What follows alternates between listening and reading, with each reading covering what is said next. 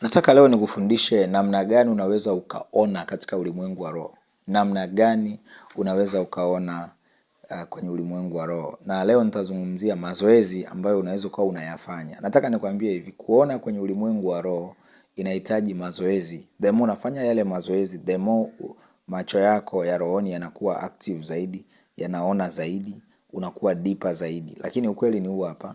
Ili uweze kuona katika ulimwengu wa roho sawa sawa na Roho Mtakatifu, lazima uwe mtii kwa Roho Mtakatifu.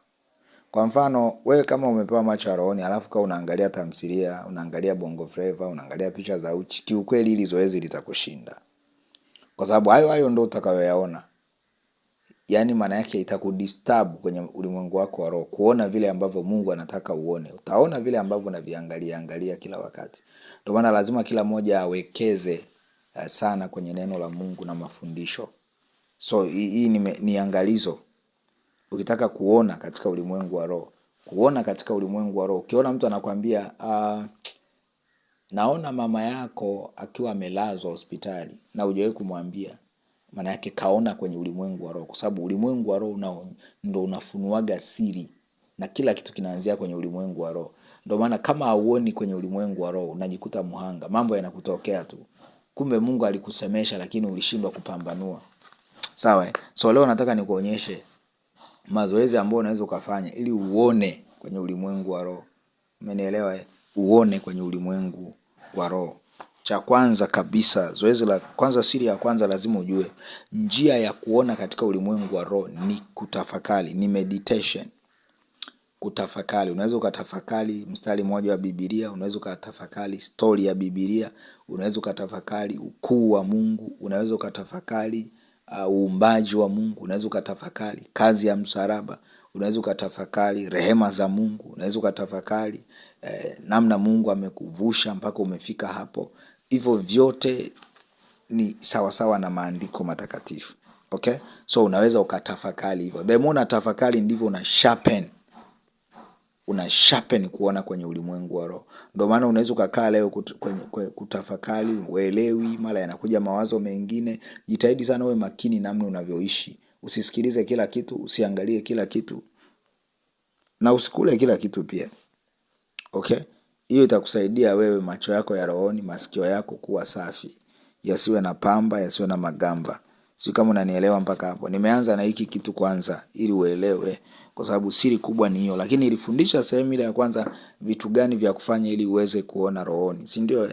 Yes, nilifundisha nikakwambia maombi, kufunga, kutafakari, kusoma neno la Mungu. Na nikizungumzia kutafakari ni kutafakari vitu ambavyo ni vya Mungu. Usije ukaanza kutafakari wanavyokaaga hiyo mikao wanaabudu mamiungu yao, ukafikiri na wewe hiyo ni tafakari. Hiyo ni ibada ya miungu. Kitu cha kwanza, zoezi la kwanza ambalo unapaswa ufanye ili uone kwenye ulimwengu wa roho, cha kwanza ni kuketi kwenye ukimya. Sawa?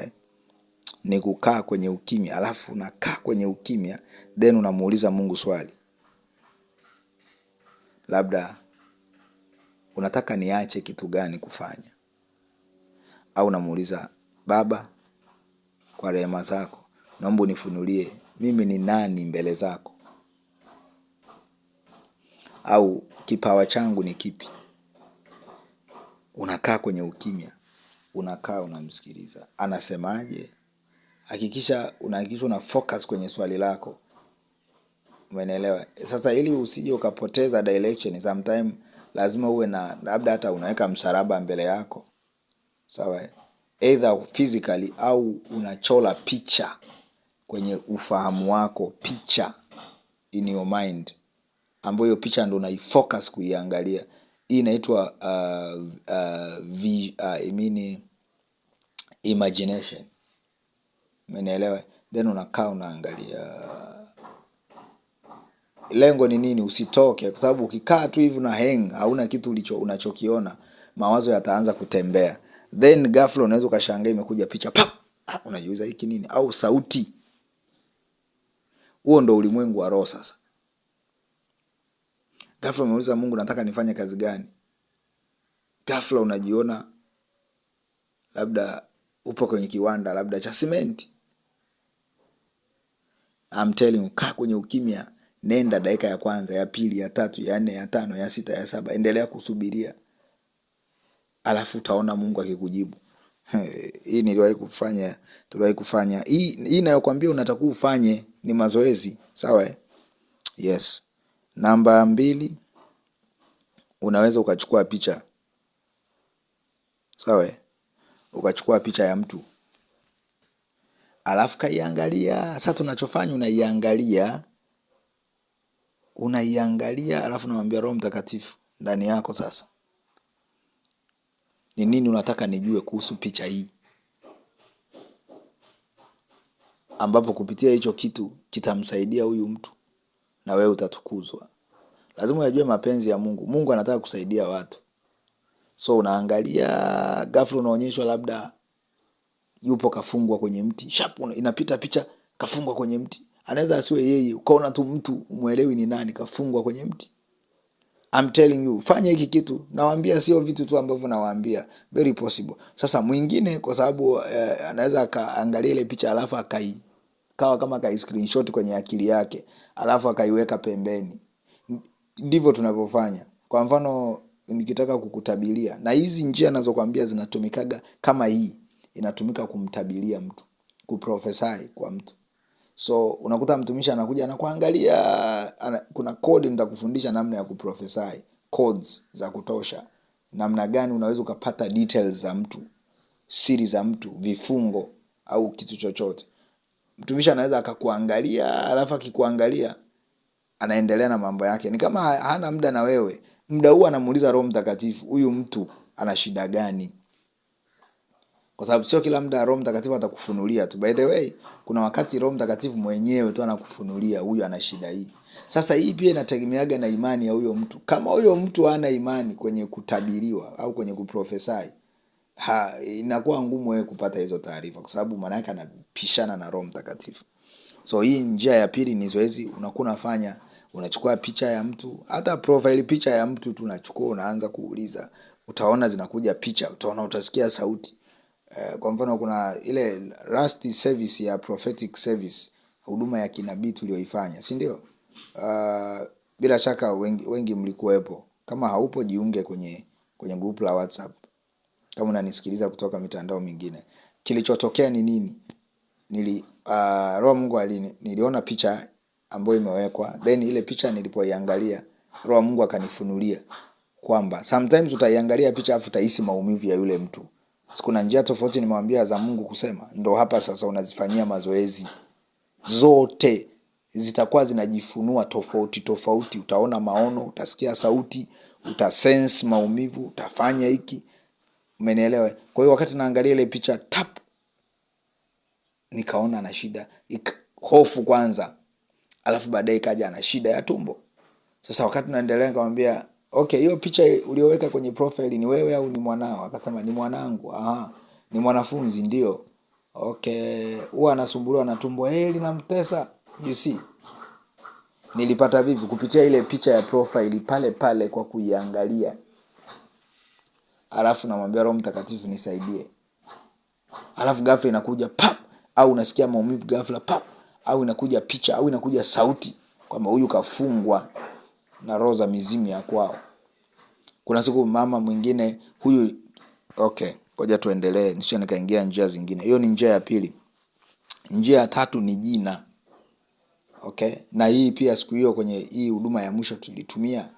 Kwa mfano dada mmoja sitataja jina lake, kachukua jina. Yaani unaweza ukaliandika kwenye karatasi ili ulichukue vizuri.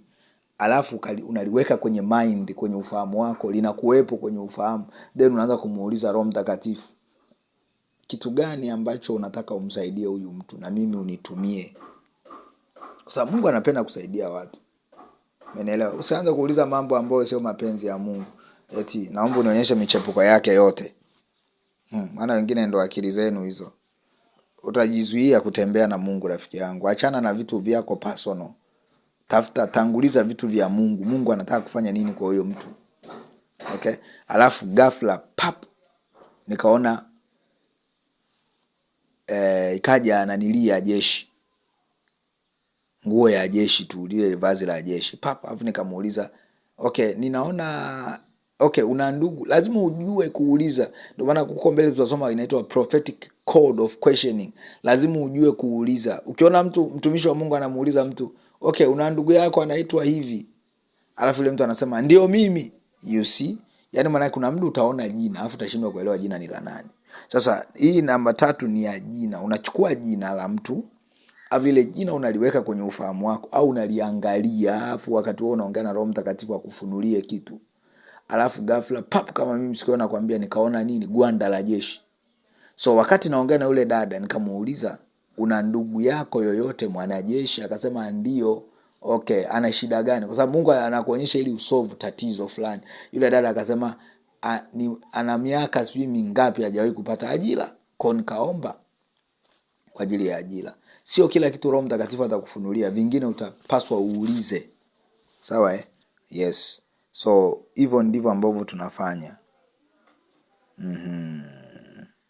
Na hii inaweza ikaja tu jina, huyo mtu umjui kabisa, umjui, ukachukua jina na ukafunuliwa.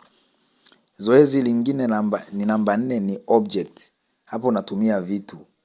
Unaweza ukachukua, kwa sababu lengo ni mazoezi ya kusharpen macho yako ya rohoni. Yaani iwe ni rahisi wewe kuingia kwenye ulimwengu wa roho, kwa sababu unavyoanza mwanzoni, kwa mfano, unaweza ukaangalia picha hata lisaa na usione chochote, au hilo jina hata lisaa, au kakaa kwenye ukimya wala usisikie sauti yoyote. Lazima uvumilie. Baadaye utachukua labda dakika 20, utaendelea kujikaza hivyo hivyo. Baadaye itachukua dakika 15, utaendelea kujikaza hivyo. Baada ya muda itakuwa inachukua hata dakika 5 tu, baadaye dakika 6, baadaye sekunde. Mtu anaangalia tapo, ameshapata details zako.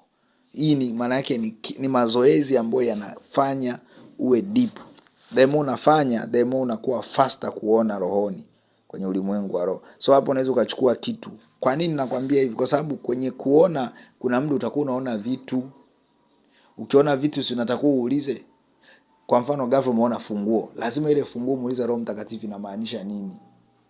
Umenielewa? So unaanza mazoezi ya hayo ya kuwa unamuuliza Roho Mtakatifu ili usharpen, iwe faster kwako kupata kuingia rohoni. So hapa ni object prophecy. Unachukua kalamu afu unauliza hii kalamu ina maana, au unasema Roho Mtakatifu, ninaomba unipe ujumbe ambao umeambatana na hii kalamu.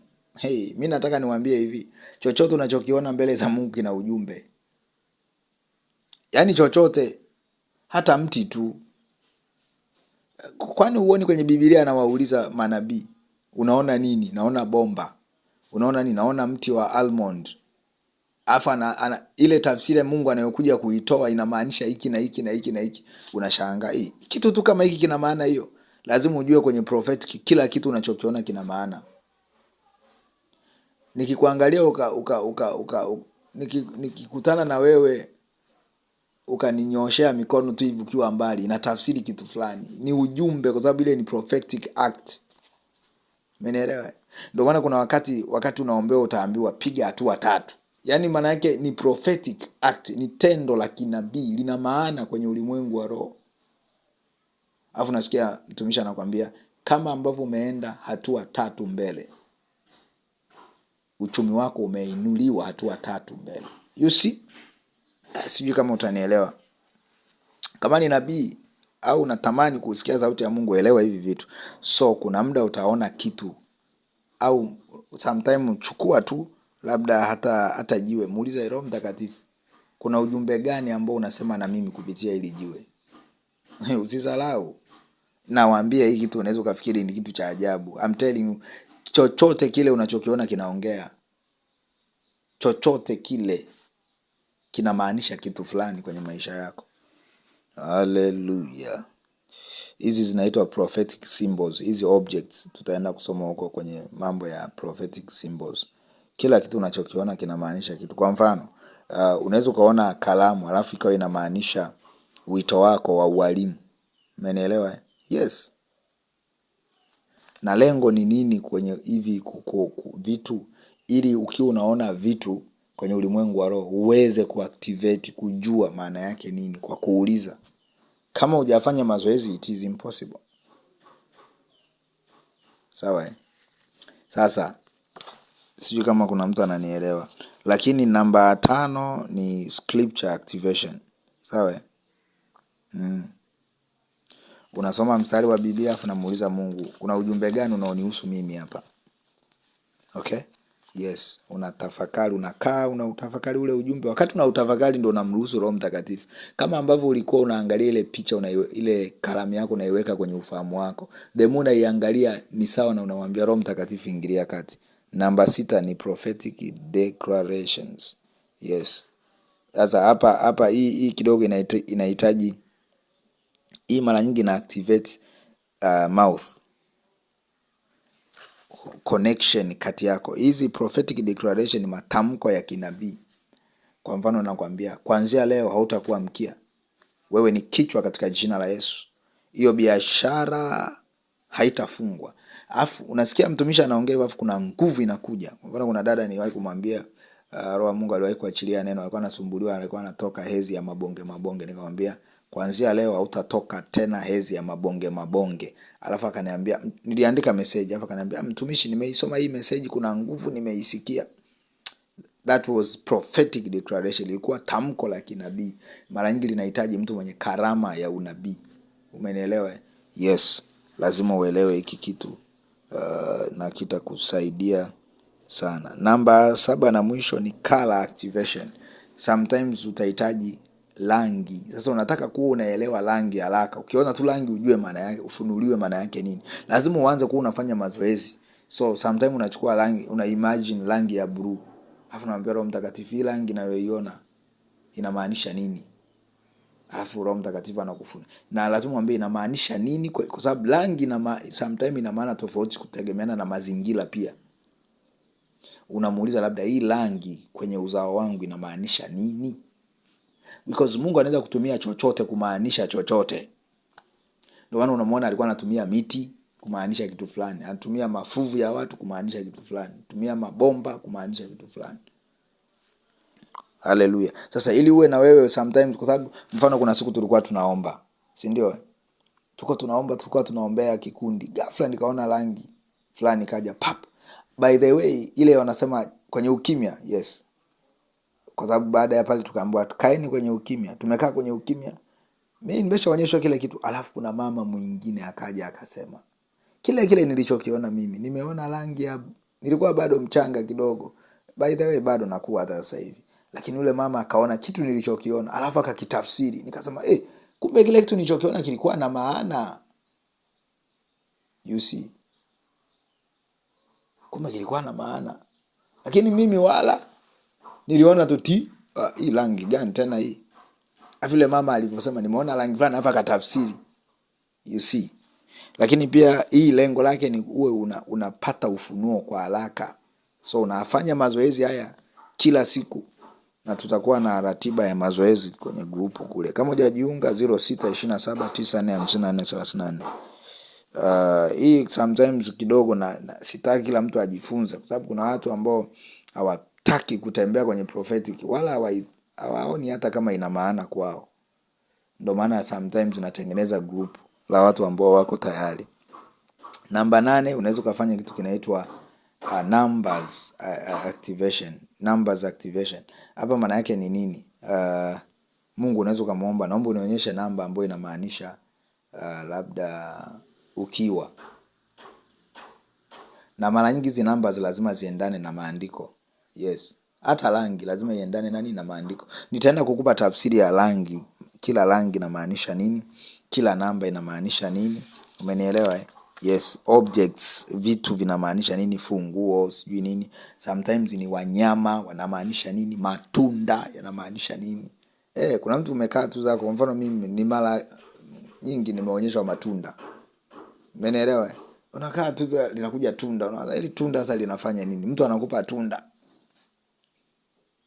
Umekaa zako ghafla inakuja rangi ya blue, nyekundu. Sasa inafanya nini sasa hii? Ghafla mfano mara ya kwanza mimi najaza Roho Mtakatifu. Nilichoona ni nini? Ni numbers.